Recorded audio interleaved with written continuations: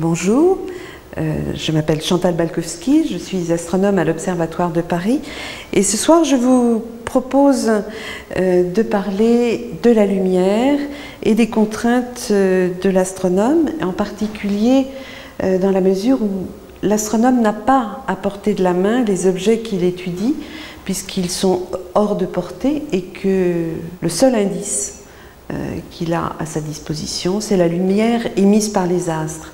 Donc au cours des siècles, il a d'abord fallu qu'il comprenne la nature de la lumière, qu'il la capte, qu'il l'analyse, qu'il enregistre et qu'il traite les données. La nature nous a mis sur le chemin puisque la lumière blanche du soleil est décomposée dans l'arc-en-ciel par les gouttelettes d'eau et c'est peut-être ce qui a inspiré Newton en 1670. Il fait une expérience avec un prisme de verre dans lequel il fait passer un faisceau de lumière blanche et il s'aperçoit que ce faisceau est décomposé et il obtient sur son mur un spectre. Il propose de plus que la lumière est constituée de corpuscules. En 1676, Rømer détermine la vitesse de la lumière à l'Observatoire de Paris en observant les satellites de Jupiter. En 1690, Huygens, lui, propose que la lumière est constituée d'une série d'ondes propagées à travers l'éther. Donc au XVIIe siècle, nous avons déjà deux propositions. Au XIXe, la physique se développe et en 1801, Young fait une autre expérience à l'aide de deux fentes. Il fait passer la lumière par ces fentes et s'aperçoit qu'à la sortie, il obtient une figure d'interférence, montrant ainsi que la lumière est une onde, puisque seule une onde peut s'ajouter et se soustraire et ainsi fabriquer des zones sombres et des zones lumineuses. En 1864, c'est un tournant important, Maxwell fait la synthèse des phénomènes électriques et magnétiques et il propose que la lumière est une onde électromagnétique qui se propage à une vitesse constante. L'onde électromagnétique qu'il définit est la combinaison d'un champ électrique et d'un champ magnétique qui se propage selon la même direction. On définit la lumière comme une onde avec une longueur d'onde qui est définie comme étant la vitesse de la lumière divisée par la fréquence, la longueur d'onde étant une unité de longueur et la fréquence étant en Hertz, et la distance entre deux crêtes va donner la valeur de la longueur d'onde. Et la lumière est mesurée à l'heure actuelle comme étant 2999 792 km par seconde. Mais la lumière n'est pas la seule onde électromagnétique. En fait, toutes les ondes que nous détectons sont des ondes électromagnétiques et c'est ce qu'on appelle l'ensemble du spectre électromagnétique. Depuis les rayons gamma, de très petites longueurs d'onde, puis les rayons X, puis les rayons ultraviolets. Vous voyez que le visible occupe un tout petit domaine dans ce large spectre, ensuite l'infrarouge, puis la radio. Donc le rôle de l'astronome va être de construire des instruments qui vont permettre de détecter ces différentes longueurs d'onde. Mais la seule différence entre ces ondes, c'est ce qui les définit, c'est la longueur d'onde. Ce sont toutes un champ électrique et un champ magnétique qui oscillent.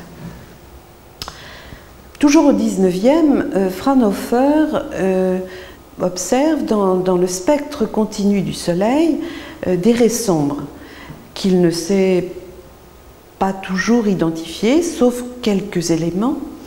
Et beaucoup d'autres astronomes vont intervenir sur ce spectre du Soleil.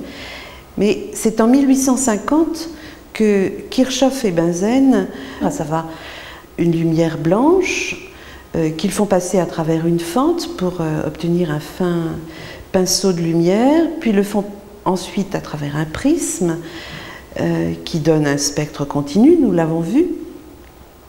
Si maintenant ils remplacent la lumière blanche par un gaz chaud très dilué, ils observent non plus un spectre continu, mais des raies d'émission.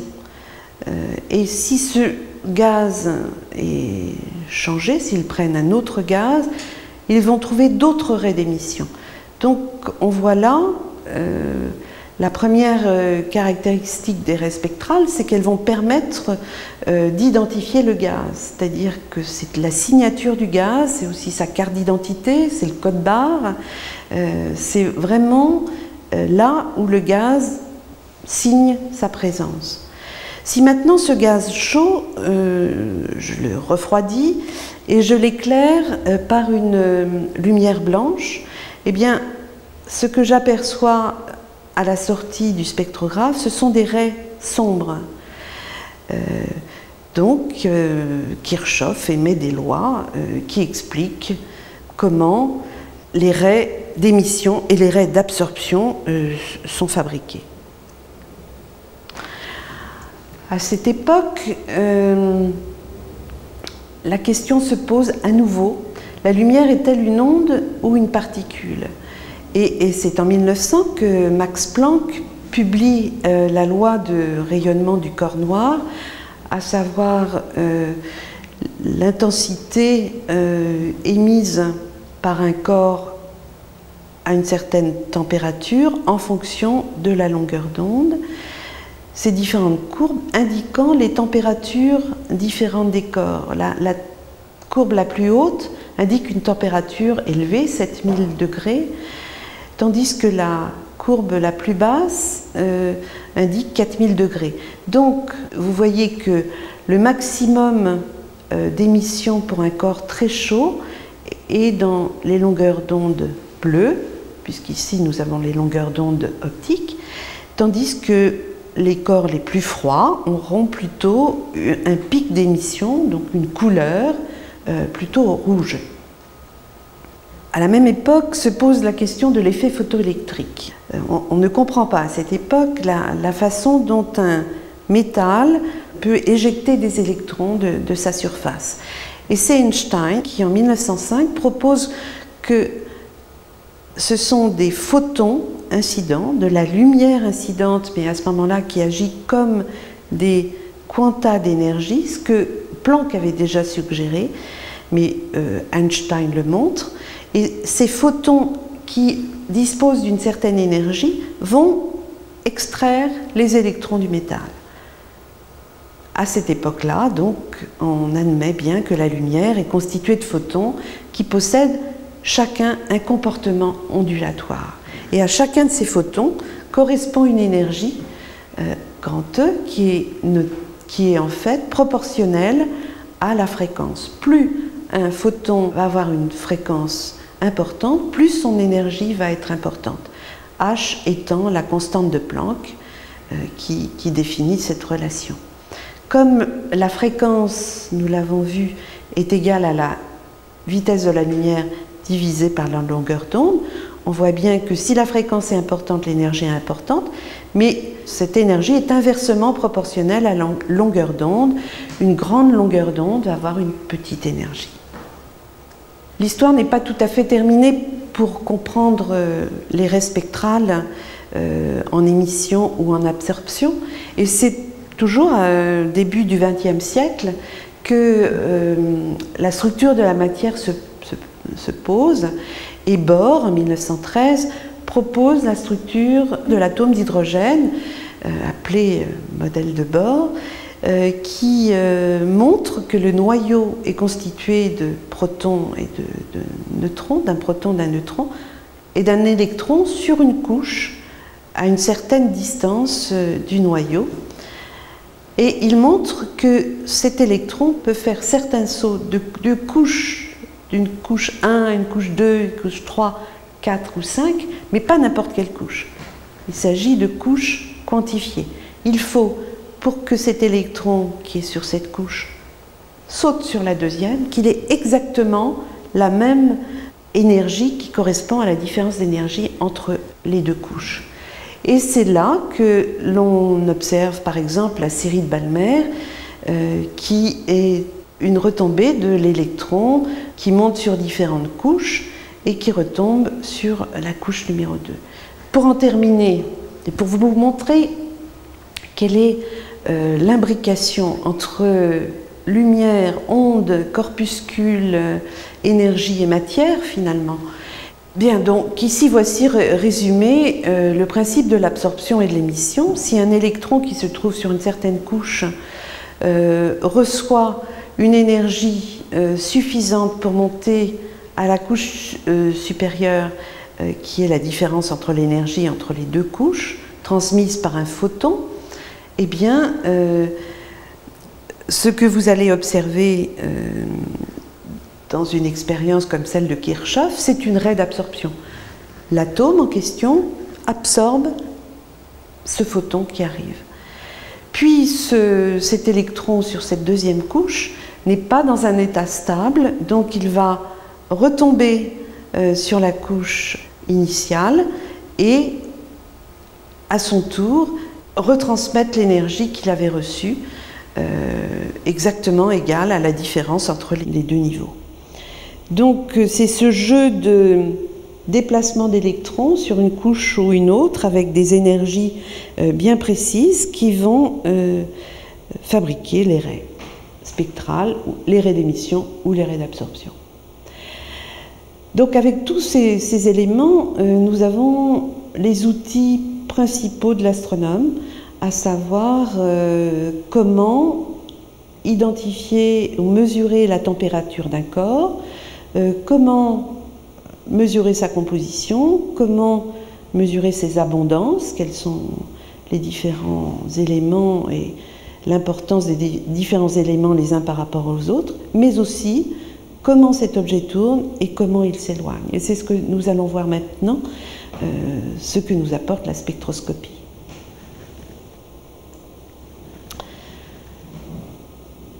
Avant, on peut se poser la question de savoir pourquoi observer à différentes longueurs d'onde. Bien, d'abord parce qu'il y a différents types d'objets qui émettent dans des longueurs d'onde différentes, comme les objets compacts en collision. C'est le cas des rayons gamma. Ici, ce n'est qu'un schéma, ce n'est pas une photo. Ces rayons gamma qui sont, je vous le rappelle, petites longueurs d'onde, donc très haute énergie. Ou encore le domaine visible dans lequel on va pouvoir observer la plupart des étoiles, ou encore le domaine infrarouge dans lequel on va observer les poussières qui se trouvent dans les corps, ou encore en radio, ici un quasar au centre, donc un objet lumineux qui émet des lobes radio, c'est ce nom donné à ces structures qui l'entourent et qui sont éjectées par un jet, et ceci est observé dans le domaine radio. Donc vous voyez différents phénomènes, différentes émissions maximales dans des longueurs d'onde. Mais on va pouvoir aussi observer le même objet à différentes longueurs d'onde. Et ici, vous avez une image de notre galaxie, des rayons gamma, donc jusqu'aux grandes longueurs d'onde radio. Et si vous comparez les rayons gamma, vous voyez que le centre galactique est très riche en rayons gamma. Le centre optique de notre galaxie est rempli de poussière, tout comme l'extérieur. L'optique est relativement concentrée. L'infrarouge l'est encore plus, etc. Et si nous remontons, vous voyez que chaque image est différente l'une de l'autre, pour terminer par exemple, l'atome d'hydrogène dans lequel vous voyez une extension très importante du gaz atomique à l'extérieur du disque, beaucoup plus que dans le disque optique.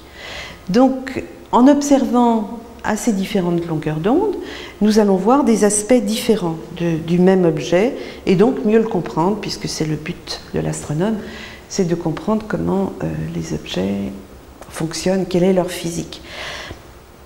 Un exemple, c'est celui des étoiles, puisque les étoiles émettent donc de la lumière en fonction de leur température. Ce spectre va permettre d'obtenir leur couleur, va permettre d'obtenir leur température et va permettre d'obtenir leur composition de par les raies que vous pouvez observer sur les différents types d'étoiles qui ont été classées au début, au milieu du XXe siècle et dans lesquelles certaines raies apparaissent ou disparaissent selon la température. Et ça, c'est tout ce qui concerne l'évolution des étoiles qui a permis de comprendre comment une étoile naît, évolue et éventuellement disparaît. En tous les cas, comment elles, selon leur masse, elles diffèrent. Voyons maintenant comment on peut mesurer la vitesse à l'aide d'un spectre. Vous avez ici le spectre d'une raie 21 cm, qui caractérise l'hydrogène neutre dans une galaxie et qui montre un profil avec deux pics et qui indique simplement que un côté de la galaxie s'approche de nous, tandis que l'autre côté s'éloigne de nous et que dans le centre de la galaxie, il y a relativement peu d'hydrogène par rapport au côté du disque et des deux bras de cette galaxie qui tourne donc de cette façon-là. On peut aussi de la même façon mesurer la courbe de rotation d'une galaxie si l'on regarde le long du disque, le long du rayon, en partant du centre, eh bien on s'aperçoit que la vitesse de la galaxie augmente du centre à l'extérieur et atteint à un certain moment une valeur maximale, tandis que de l'autre côté, eh bien, cette valeur diminue. On a donc ici le signe de la rotation de la galaxie. Voyons maintenant le décalage des raies spectrales. C'est là aussi un phénomène que vous connaissez bien puisque l'effet Doppler, vous l'avez tous vécu. Quand vous entendez une ambulance, un train ou quelques véhicules sonores qui s'approchent de vous, le son est plus aigu, tandis que quand il s'éloigne de vous, le son va être plus grave. Donc cet objet qui émet à une certaine fréquence, une onde sonore, de nature différente des ondes électromagnétiques, mais qui vous permettent de vous rendre compte du phénomène, eh bien, vous allez recevoir des longueurs d'onde différentes, alors que l'émission est toujours à la même longueur d'onde. C'est ce qui se passe dans les galaxies, et c'est l'effet Doppler-Fizeau, puisque Fizeau applique donc l'effet Doppler en montrant que c'est le même effet, bien que les ondes soient de nature différente, électromagnétique, on l'a vu. Et le décalage spectral est égal à la différence de longueur d'onde entre la longueur d'onde au repos et la longueur d'onde reçue, divisée par la longueur d'onde au repos. Et ce rapport est égal à la vitesse de l'objet divisé par la vitesse de la lumière. Donc vous voyez que sur un spectre, ici un schéma historique de découverte du décalage vers le rouge, qui montre que à l'endroit de cette flèche, il y a deux raies d'absorption. Si je regarde un objet un peu plus lointain, eh bien, ces raies d'absorption vont être décalées de la longueur de cette flèche horizontale. Et si je regarde un objet encore plus loin, eh bien, ce décalage va être encore plus grand. Et cette réflexion a été poursuivie par Hubble. On va voir comment. Hubble a mesuré un certain nombre de spectres de galaxies, comme celui de Messier 31, qui est Andromède, galaxie la plus proche de nous, avec des raies d'absorption très caractéristiques des galaxies. Et si il observe une galaxie différente, il va observer que son spectre est décalé vers le rouge. Vous voyez que ces systèmes de raies d'absorption sont en fait tous décalés vers le rouge, ici en noir jusqu'au rouge, de la même façon, et que c'est donc ce décalage qui va nous permettre de mesurer la vitesse de la galaxie. Hubble, en 1929, dispose d'un télescope de 2,50 m, donc l'instrument le plus performant de l'époque, et peut montrer que la vitesse d'une galaxie est reliée par la relation constante de Hubble, h, multipliée par la distance. Ce produit est donc égal à la vitesse de la galaxie. Comment s'y prend-il? Eh bien, il mesure à la fois la vitesse de l'objet en prenant un spectre, en mesurant son décalage spectral, et il mesure la distance de l'objet proche, des galaxies proches, grâce à une méthode indépendante, à l'aide d'étoiles variables qu'on appelle des céphéides. Et il met en évidence donc cette relation linéaire qui montre que plus la vitesse d'une galaxie est importante, plus sa distance va être importante. Et c'est ce qui lui permet, et ce qui va permettre les développements futurs de cosmologie, de montrer que l'univers est en expansion. On fait toujours ce schéma qui peut être représenté ici d'un ballon sur lequel on dessinerait des galaxies.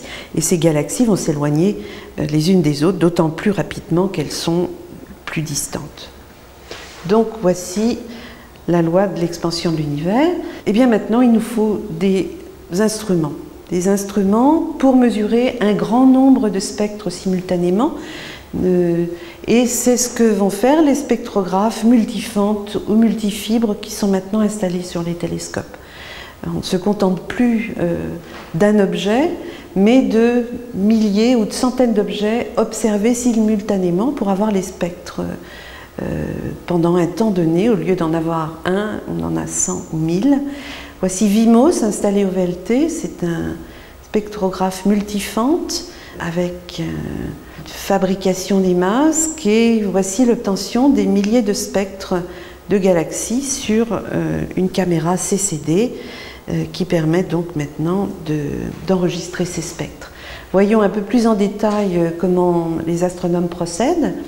Eh bien, ils observent tout d'abord l'image, ici un amas globulaire, puis ces petits traits blancs indiquent les objets qu'ils choisissent sur l'écran, qu'ils choisissent d'observer. Un masque est fabriqué à partir d'une machine, donc qui va faire des trous ou des fentes dans du métal.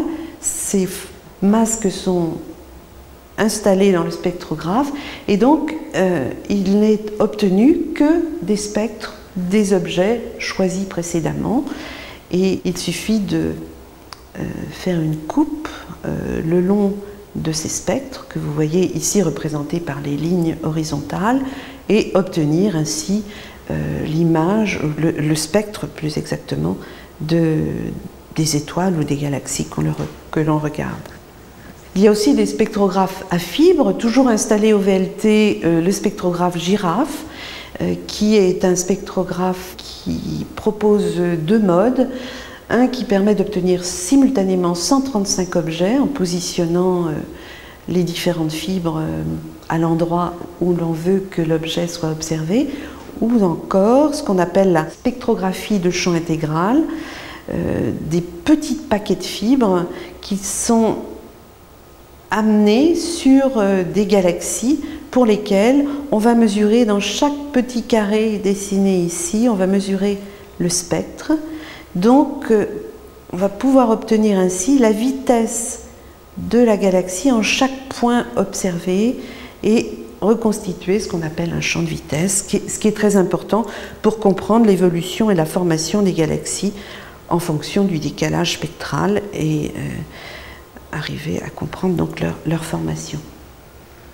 Il nous reste à parcourir rapidement comment les astronomes au cours des siècles ont capté les ondes, capté la lumière. Donc Galilée, 1609, la lunette, très vite limitée par la taille des lentilles, puisque la lumière est réfractée. Donc très rapidement, Newton propose lui un miroir à l'intérieur du télescope, c'est la grande différence entre les deux. Puis les télescopes augmentent de taille, 1788, 1,2 m, 1847, 1,8 m, etc. Pour arriver de nos jours à des télescopes de 5 mètres dans les années 50 au Mont Palomar, puis dans les début des années 2000, les 4 télescopes de 8 mètres de l'ESO au Chili, les 2 télescopes de Keck de 10 mètres et peut-être un jour le télescope qui sera fabriqué par l'ESO 42-30 mètres pour 2018. C'est encore en débat, bien sûr, ce sont des projets très coûteux, donc il est difficile de les financer et de coordonner. Ce sont des projets de longue haleine. Quelques mots sur les radiotélescopes qui permettent, eux, d'observer les ondes radio, de même obtenir des observations en interférométrie qui permettent, comme dans le cas du groupe de Messier 81, un petit groupe de 3-4 galaxies proches, d'obtenir une image radio, et on voit l'intérêt de la radio par rapport à l'optique, ou tout au moins la combinaison des deux, à savoir qu'il y a en radio de l'hydrogène qui est détecté alors que rien ne se voit en optique. D'où l'intérêt pour comprendre l'interaction entre les galaxies. Les observations spatiales, maintenant, présentent des avantages. Il n'y a pas de turbulence atmosphérique, contrairement aux observations depuis la Terre. Ici, le centre de notre galaxie, donc une zone très riche en étoiles, observée en infrarouge, et l'on voit qu'un système au sol, un système qui permet de corriger la turbulence, qui brouille les images, eh bien, on observe des étoiles indépendantes, alors que dans l'image sans correction, on observait des zones assez diffuses et qu'il n'était pas possible de séparer les différentes étoiles. Dans l'espace, il n'y a pas d'atmosphère, donc il n'y a pas ce problème, donc c'est un avantage. L'autre avantage aussi, très important, c'est qu'on peut, depuis l'espace, observer des rayonnements qui ne sont pas accessibles depuis la Terre, heureusement, parce que les rayonnements gamma, X, UV sont relativement énergétiques, et donc il est bon que l'atmosphère nous en protège. Donc il a fallu construire des satellites équipés de télescopes dans ces différentes longueurs d'onde. Malheureusement, ces miroirs sont de plus petite taille que sur Terre. Il n'y a pas de réparation possible sur les satellites une fois que le satellite est lancé, sauf peut-être dans le cas de Hubble, comme vous l'avez vu. Mais en général, les missions spatiales ont une durée limitée parce qu'ils embarquent avec eux de l'hélium pour refroidir l'électronique, et cet hélium a une durée de vie, une quantité finie qui ne permet pas d'observer au-delà d'un 2, 3, 4 ans. Néanmoins, le HST, Hubble Space Telescope, qui fait 2,4 mètres de diamètre, peut donc observer dans l'optique et l'infrarouge. Il a permis d'observer des zones dans le ciel les plus profondes jamais observées. Le télescope XMM permet d'observer des rayons X, comme ici le gaz très chaud qui est contenu à l'intérieur des amas. Les différentes couleurs vous montrent l'intensité du gaz, plus de gaz très chaud au centre de l'amas, et puis des structures périphériques qui ont été interprétées comme des retombées sur l'amas central. Donc toutes ces images dans les différentes longueurs d'onde, que ce soit au sol ou dans l'espace, permettent d'obtenir des images composites. Télescope infrarouge a aussi observé une galaxie très irrégulière, Messier 82. Les zones rouges montrent la poussière observée par ce satellite. En X, vous voyez ce qui est observé en bleu par un autre satellite, et le HST en orange et en vert. Donc vous voyez ici résumé tous les constituants, et c'est un résumé de tout ce que l'astronome peut faire en fonction bien sûr des questions qu'il se pose et des questions physiques qu'il veut résoudre. Eh bien, il observe avec l'un ou l'autre télescope. Les télescopes du futur, eh bien, au sol, les télescope de 40 mètres, donc en préparation, dont la taille n'est pas encore bien définie et qui pourrait être vu à la baisse. Par contre, le télescope dans l'espace prévu, le James Webb, aura un diamètre de 6,6 m.